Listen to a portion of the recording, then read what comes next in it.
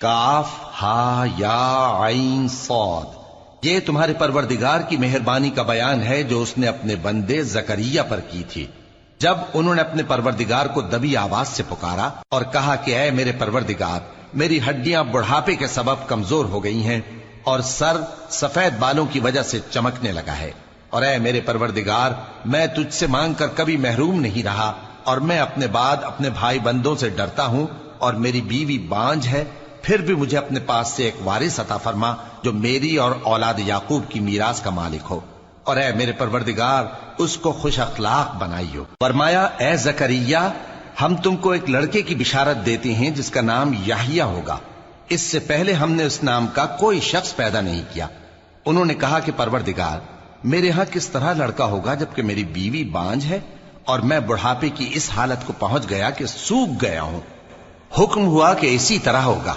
تمہارے پروردگار نے فرمایا ہے کہ مجھے یہ آسان ہے، اور میں پہلے تم کو بھی تو پیدا کر چکا ہوں اور تم کچھ چیز نہ تھے۔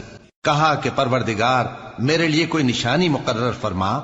فرمایا نشانی یہ ہے کہ تم صحیح و سالم ہوتے ہوئے 3 رات دن لوگوں سے بات نہ کر سکو گے۔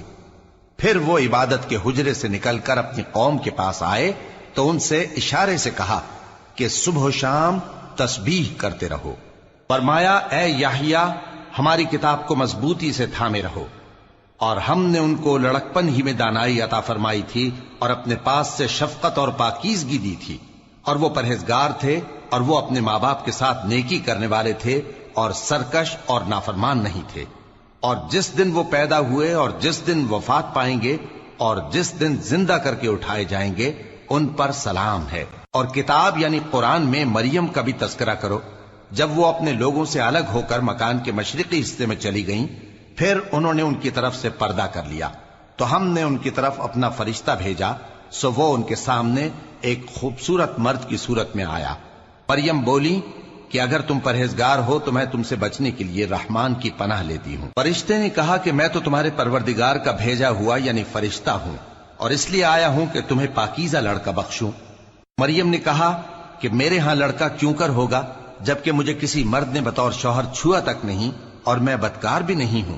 فرشتے نے کہا کہ یوں ہی ہوگا، تمہارے پروردگار نے فرمایا کہ یہ مجھے آسان ہے اور میں اسے اسی طریق پر پیدا کروں گا تاکہ اس کو ہم لوگوں کے لیے اپنی طرف سے نشانی اور ذریعہ رحمت بنائیں، اور یہ کام مقرر ہو چکا ہے۔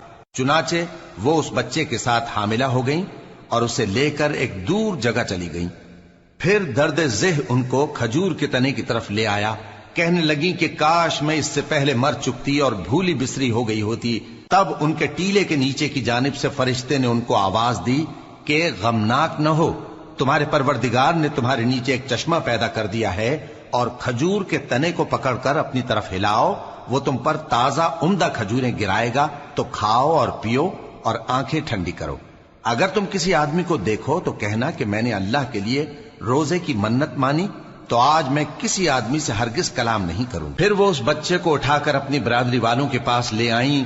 وہ کہنے لگے کہ مریم یہ تو نے برا کام کیا، اے ہارون کی بہن، نہ تو تیرا باپ ہی برا آدمی تھا اور نہ تیری ماں ہی بدکار تھی۔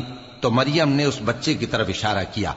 وہ بولے کہ ہم اس سے کہ گود کا بچہ ہے کیسے بات کریں؟ بچے نے کہا کہ میں اللہ کا بندہ ہوں، اس نے مجھے کتاب دی ہے اور نبی بنایا ہے، اور میں جہاں ہوں اور جس حال میں ہوں اس نے مجھے صاحب برکت بنایا ہے، اور جب تک زندہ ہوں مجھ کو نماز اور زکوٰۃ کا ارشاد فرمایا ہے، اور مجھے اپنی ماں کے ساتھ نیک سلوک کرنے والا بنایا ہے اور سرکش و بدبخت نہیں بنایا، اور جس دن میں پیدا ہوا اور جس دن مروں گا اور جس دن زندہ کر کے اٹھایا جاؤں گا مجھ پر سلام ہے۔ یہ مریم کے بیٹے عیسیٰ ہیں، اور یہ سچی بات ہے جس میں لوگ شک کرتے ہیں۔ اللہ کو شایع نہیں کہ کسی کو بیٹا بنائے، وہ پاک ہے، جب کسی چیز کا ارادہ کرتا ہے تو اس کو یہی کہتا ہے کہ ہو جا تو وہ ہو جاتی ہے۔ اور بے شک اللہ ہی میرا اور تمہارا پروردگار ہے، تو اسی کی عبادت کرو، یہی سیدھا رستہ ہے۔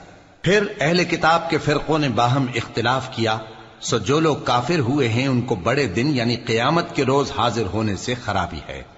وہ جس دن ہمارے سامنے آئیں گے کیسے سننے والے اور کیسے دیکھنے والے ہوں گے، مگر ظالم آج کھلی گمراہی میں ہیں۔ اور ان کو حسرت و افسوس کے دن سے ڈرا دو جب بات فیصل کر دی جائے گی اور وہ غفلت میں پڑے ہوئے ہیں اور ایمان نہیں لاتے. ہم ہی زمین کے اور جو لوگ اس پر بستے ہیں ان کے وارث ہوں گے اور ہماری ہی طرف ان کو لوٹنا ہوگا. اور کتاب میں ابراہیم کا ذکر کرو، بے شک وہ نہایت سچے تھے، پیغمبر تھے. جب انہوں نے اپنے باپ سے کہا کہ ابا آپ ایسی چیزوں کو کیوں پوچھتے ہیں جو نہ سنیں اور نہ دیکھیں اور نہ آپ کے کچھ کام آ سکیں؟